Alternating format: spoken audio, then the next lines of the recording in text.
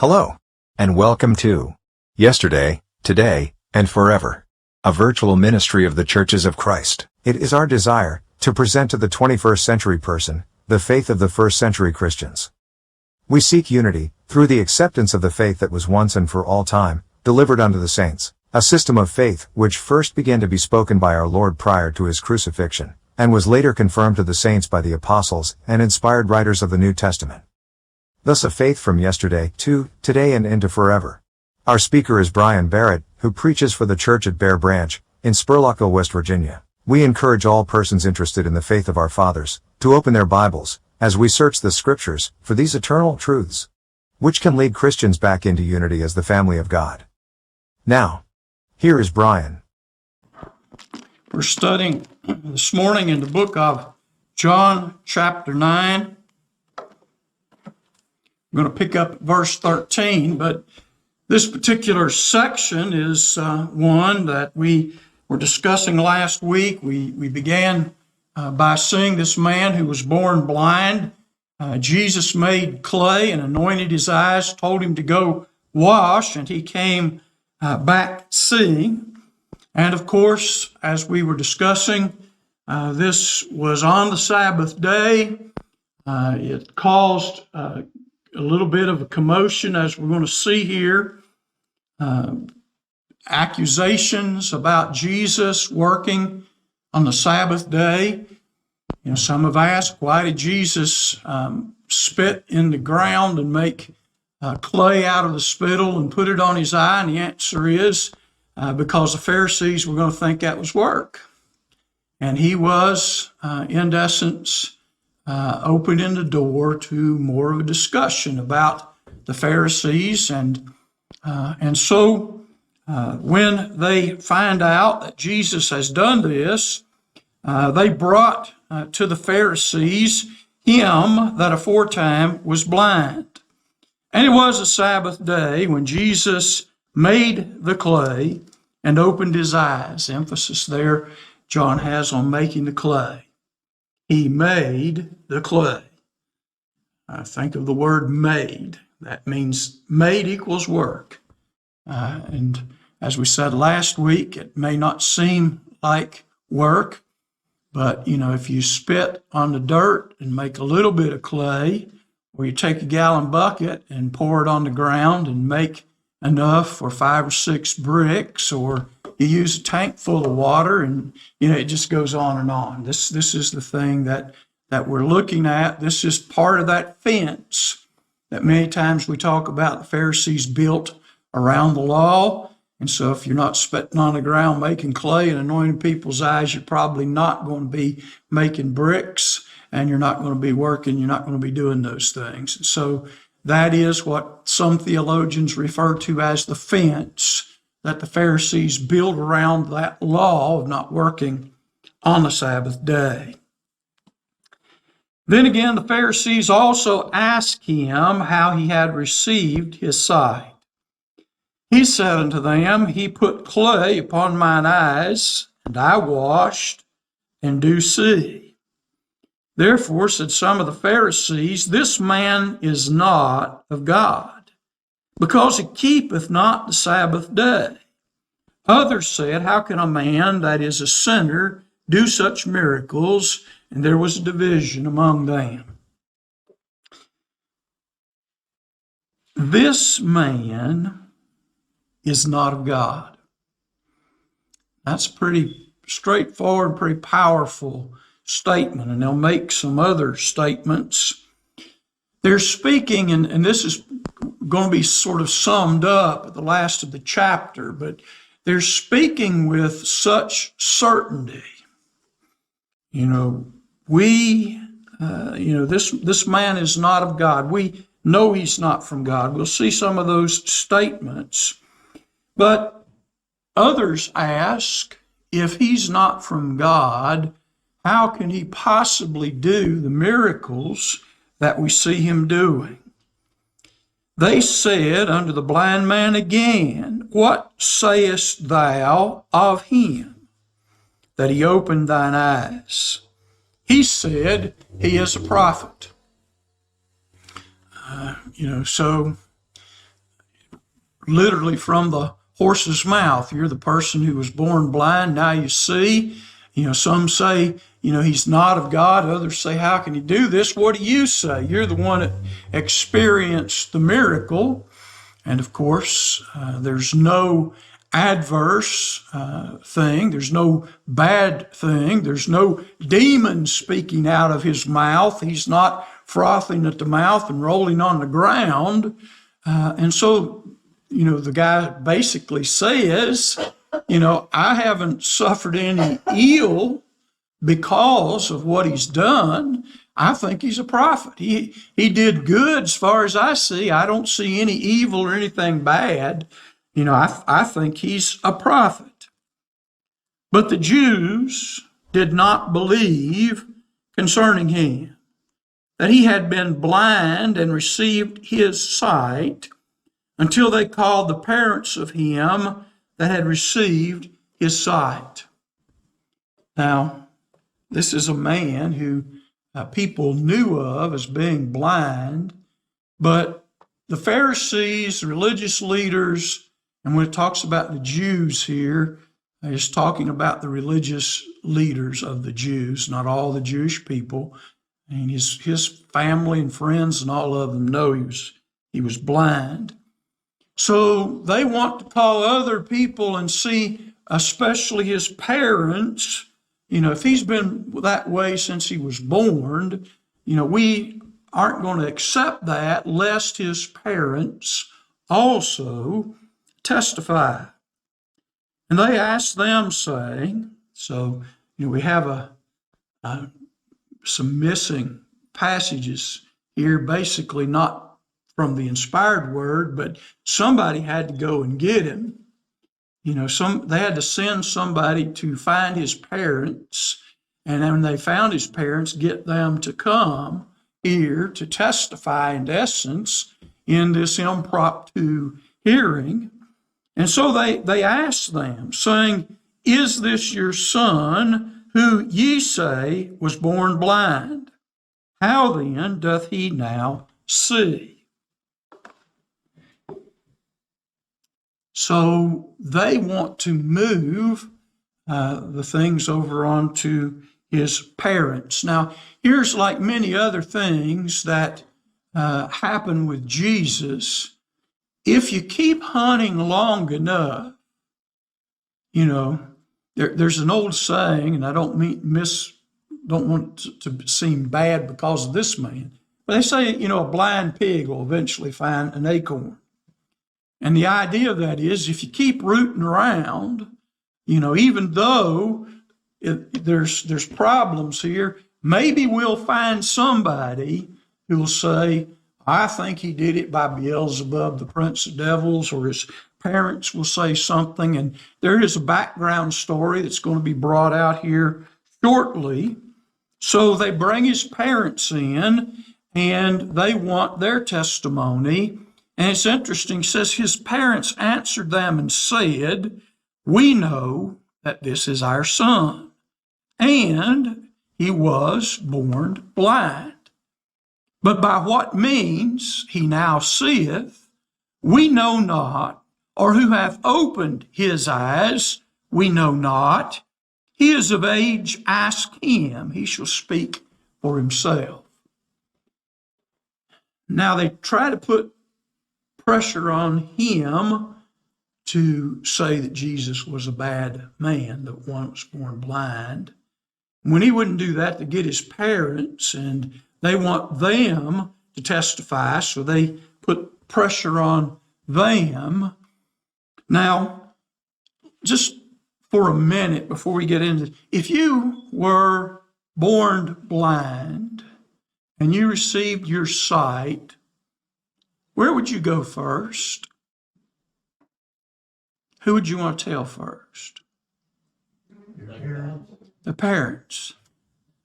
You'd want to tell, the parents, look, Mom, look, Dad, I can see. I mean, wouldn't you want to see the face of your loving mother and all these other faces are nice, but you'd want to see your mother, your father, all of them.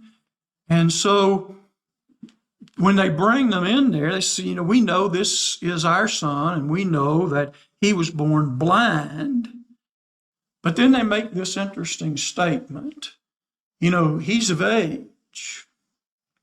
This isn't a 5-year-old child that is our direct responsibility. He's a grown man. He's of age. And as such, he can testify for himself. He has the ability to tell you what happened. And so notice then the statement. It says, "These words spake his parents because they feared the Jews.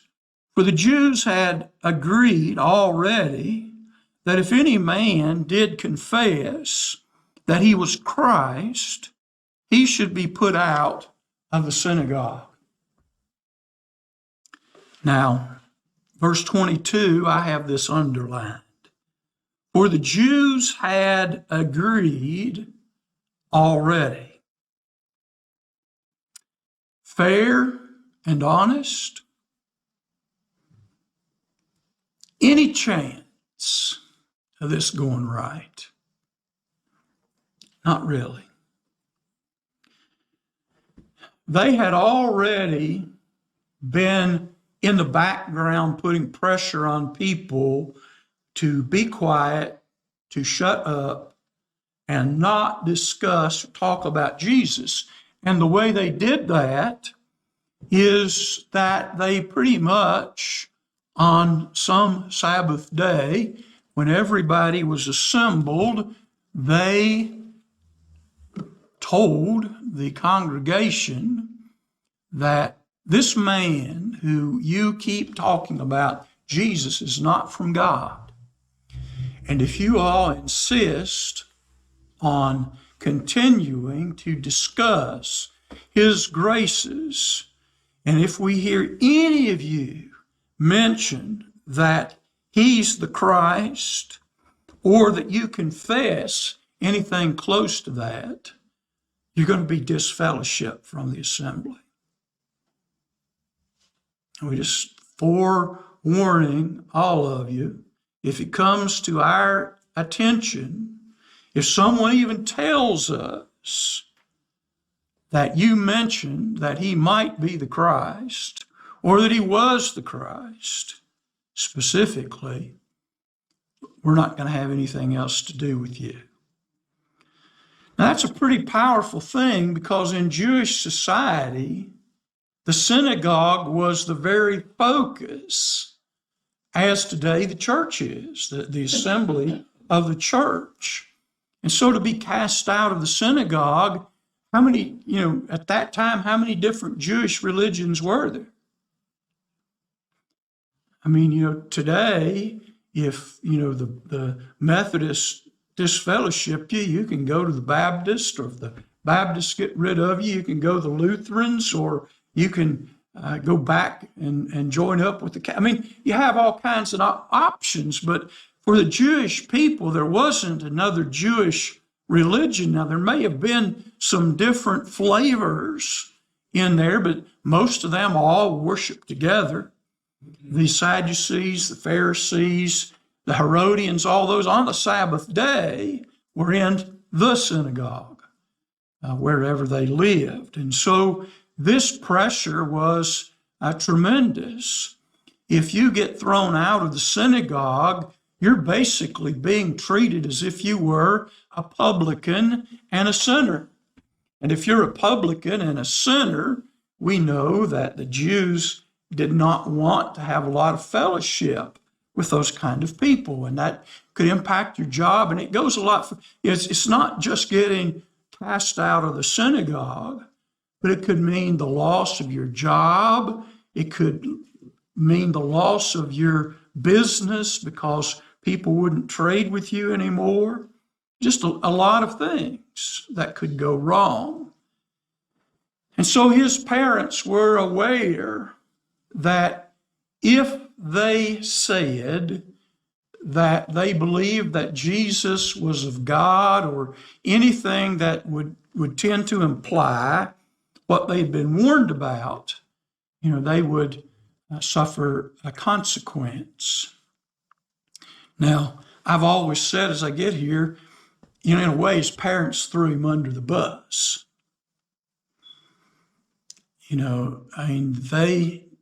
While they may have been excited and delighted, rather than standing up for him, trying to give some kind of defense about the miracle that's happened, they just put it all back on his shoulders. I know he's my son. I've known him all of his life. Now how he managed to get his sight, he's of age, ask him. And so they kind of put that back. But they had already agreed. So, the parents are just trying to preserve themselves. If their son goes down the tubes and they go down the tubes, then, it's not good for either one. So, maybe if they can manage to survive, if need be, they can help take care of him or whatever. I don't know, but it's a bad situation. And it's a bad situation when you're dealing with especially religious leaders who already have their minds set on certain things. And it's, it's not exactly the same, but in politics, a lot of times we hear things like, we're going to have a public meeting about this, that, or the other. Now, how many times do you think that those public meetings that the politicians have, they're actually influenced by anybody who shows up at that meeting? Or do you think they've pretty much got their mind set up before they ever show up? They already know what they plan to do and they know what they want to do. And so they have no intention of changing that. But if we go through the motion of public meetings and hearings and people speak, when we say, well, it was a tough decision, we weighed things and it was a tough call, but we just had to go this way. And so it's the same thing here. When people argue that humans change, we're the same. We may speak a different language, we may worship a little differently, but human nature's still there. That corrupted human nature that does things like this, who make preconceived decisions based on whatever it is. Jesus being Christ was bad business for them, so they had already agreed that they were going to do this. And so it's for that reason that his parents said what they said, verse 23.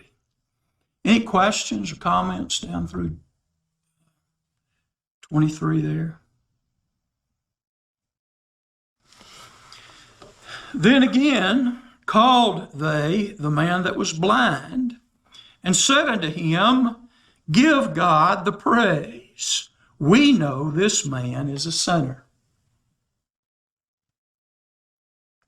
And again, I have underlined two words, we, and I have really three lines under no.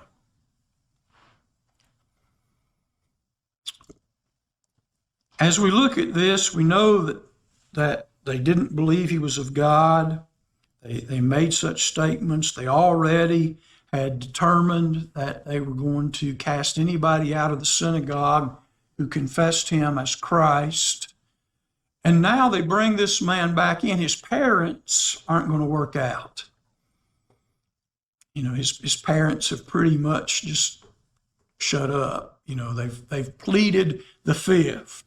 I refuse to answer on the grounds that may incriminate me. That's what they're basically doing. And so he's of age, ask him. And so they bring him back in and they tell him to give God the praise. not Christ, mind you, but God. Give God the praise, for we know that this man is a sinner.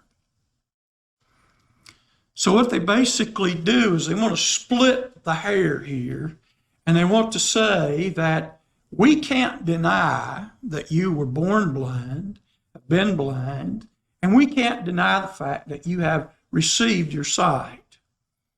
However, what we believe happened here is that God has blessed you with sight, and therefore you ought to praise God, but at the same time, you should not give any credit to this man, Jesus, because we know he's a sinner. Now, the word know there is the word that we're all pretty much familiar with. We don't have to go into a lot of Greek terms and all that stuff. And the statement they make is, we know. Knowing requires some kind of basis. To gain knowledge and to have knowledge and to know something, to know. Now, we're not guessing. We're not assuming. It's not what they're saying. It's not our opinion. We know. We know. So, we know that this man is a sinner. Now, the question might be asked, how could they possibly know that? Well, the only way that they could know with true knowledge that he was a sinner is they would have to have somewhat against him to list. He's done this, this, this, this, and this. Well, we know what he's done. They claim that he worked on the Sabbath and therefore he wouldn't keep the Sabbath. And that argument seems to follow him around all during his ministry. But the truth is, they didn't know. And if the knowledge that they were using to imply that he was is their own human opinions, their man-made doctrines and creeds that he addressed with them back in Matthew, the 15th chapter, where they worship teaching for doctrines, the commandments of men. Well, now again, if he's broken some of your traditions, customs, that's not the law of God, and that's not something that you can really base, this statement, we know he's a sinner. Sinner implies that he has broken the law of God. Sin is a transgression of the law. That's what John says in 1 John 3. Sin is a transgression of the law. What law, true law, did he transgress? Which laws did he transgress that would make you be in such a position to know, K-N-O-W, that he's a sinner? He answered and said, whether he be a sinner or no, I know one thing. I know that whereas I was blind, now I see. And if you're all going to insist that he's a sinner, if that's where we're going to go, I don't know. I can't, you're here, he's standing before these so-called educated religious people. And so, I don't really have an opinion. All I know is I was blind and now I see. You'll have to figure out the rest, basically said, for yourself. Then said they to him again, what did he to thee? How opened he thine eyes? This is a tactic that's still used today. Get somebody in a hearing room and keep asking the same questions over and over and over, and keep putting the pressure on, and sometimes what happens in these interview rooms is people eventually just tell me what you want me to say. I'll say it and I'll go home. That's what happens a lot of times. You are worn down. And so they ask him again, what do you have to say about this? What did he to thee? And here's an interesting reply he makes. He answered them, I have told you already, and you did not hear. Wherefore would you hear it again? Will ye also be his disciples? Now, that flips everything around backwards, and, absolutely not. We don't want to be his disciple because, again, if we confess that Jesus was Christ, we get thrown out. We've already made that agreement. So, but it's interesting that the fella has, he may have been blind from birth, but he's not stupid. And he has enough wit about him that rather than to be interrogated and hounded, he flips the thing around on him. I told you, and you didn't believe what I said. If I tell you again, do you need that information? I mean, are you wanting to be his disciple? Is that it? Are you trying to be his disciple? Are you trying to overcome something? And of course, then they reviled him and said, thou art his disciple, but we are Moses' disciples.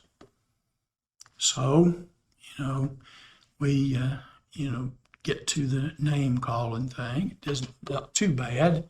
But, if this is his attitude, then we're going to go ahead and we're going to say that you're his disciple. And that's enough to get him thrown out of the synagogue. We're just going to, if that's your attitude, we're just going to go ahead and say you're his disciple, but we're Moses' disciples. We follow Moses. And this is, if it wasn't so real, it would be funny that they make a statement that they're of Moses. They're just, the conspiracy, trying to find a way to put Jesus to death, to arrest him, picking up stones to stone him, all these different things. They're just such admirable religious leaders. Wouldn't you love to have sat at their feet and listened to their teaching? As disciples of Moses, can't you just imagine what they stated Moses had taught or Moses had said or the law said? It's no wonder that the people of that time were so confused, and that some people had given up on Christianity, or not Christianity, but on Judaism, in the sense that they had again fallen into that category of publicans and sinners. They quit going to the synagogues. Some of them could see the hypocrisy. And again, I don't always say that's the best thing to, if there is hypocrisy, quitting religion is not the answer. But many of them, no doubt, left because of the attitudes of the religious leaders, just like the Pharisee that stood there and prayed with himself in the temple, so proud about how many things he did and how wonderful he was. And Jesus said he prayed with himself. He wasn't praying to God, he was praying with himself, ringing his own bell. And so we know that God spake unto Moses, as far as this fellow, we know not from whence he is. Yes. I know that probably was Jesus. Yes.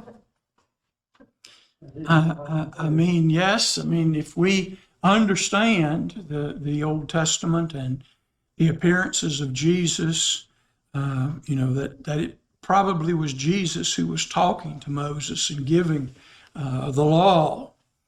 And, here's an interesting thing. How do you know John wrote this book?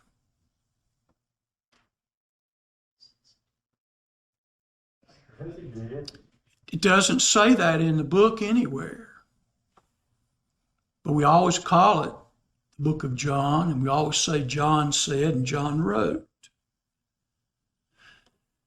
There is a certain amount of faith that requires you to put trust in things that have gone on before. And so, how did they know God spoke to Moses? To K-N-O-W, without absolute certainty, there's no way. All you can do is look at the evidence which is there and weigh that evidence, and you come to that conclusion. But without being an eyewitness, you have to take somebody else's word for it. And so here, they're reading stuff that was written 1,500 years ago, and they claim to know that that came from God. But now they have Jesus standing right there before them. They can see him. They can see what he's teaching. They can see the miracles that he's doing. But they know that, this man's a sinner. So these are some of the interesting, conflicting things that take place. And, we need to be very careful. We weigh the evidence. We look at the things that are there. And there's a lot of people today who believe things based on the teachings of someone else that's not in the scriptures. And that's because, it's always been taught that way. I was reading a thing the other day about a leg. They were talking about cooking a leg of lamb, and that the mother always cut the end off of the leg of lamb. And so the daughter did it too, and the husband asked her, "Why did you do that?" And she said, "Because my mom always did it." And he says, but what purpose does it serve? And so she called her mom, and she asked her mom, when you put the leg of lamb in the oven, why do you cut that end off of there every time? And she says, well, that's the way my mother did it. That's the way Grandma always did it. And I watched her. And so they, again, got on the phone, and they asked Grandma why it was that she cut the end off of the leg of lamb. And the grandmother said, well, in my day, the ovens were kind of small and the whole leg wouldn't fit in there, so we had to cut that part off so we could get it in the oven. So we have the moral of the story is we have two people doing what grandmother did and never questioning why she did it or why it needed to be done. And when they really found out the answer as to why it needed to be done, it really didn't need to be done anymore because the ovens were bigger and it fit in there. And so a lot of times people, they follow traditions and customs. They never ask where it came from, why it's there. It's just the way we've always done it.